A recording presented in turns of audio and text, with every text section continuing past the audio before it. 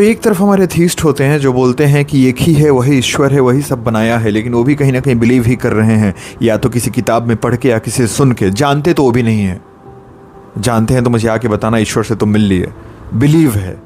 फिर एक तरफ आते हैं एथिस्ट जो बोलते हैं कोई ईश्वर नहीं है, सब खुद से हो रहा है, लेकिन वो भी इसको प्रूफ नहीं कर सकते, कोई लॉजिकल रीज़न नहीं दे सकते, वो भी बिलीव ही कर रहे हैं, दोनों ही बिलीवर हैं। और फिर आता है तुम्हारा अद्वैत वेदांत जो बोलता है कि तुम्हारा क्वेश्चन ही गलत है और क्वेश्चन में ही शायद आंसर है, और उस आंसर को कभी भी तुम जानोगे नहीं, देखोगे, रियलाइज करोगे। अद्वैत वेदांत ये बोलता है कि तुम समुद्र के बूंद हो और तुम समुद्र को ढूंढने निकले हो, तुम्हें पता ही नहीं है कि तुम खुद ही समुद्र हो।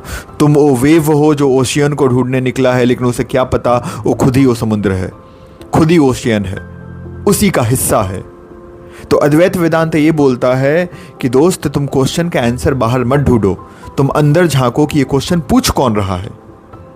तुम्हें क्वेश्चन का आंसर नहीं ढूंढना है, तुम्हें ये अंदर ढूंढना है कि ये क्वेश्चन पूछ कौन रहा है, और ये पूछने में ही तुम्हें आंसर मिलेगा। लेकिन वो आंसर शब्दों में नहीं मिलेगा, वो रियलाइजेशन होगा। और जब आंसर मिलेगा तो बूंद समुद्र में मिल गया, तुम खत्म हो गए, तुम बचे ही नहीं। और इसीलिए उपनिषद बोलते हैं जिसको पता है वो बोल ही नहीं सकता, और जिसको जो बोल रहा है मतलब उसको पता ही नहीं है।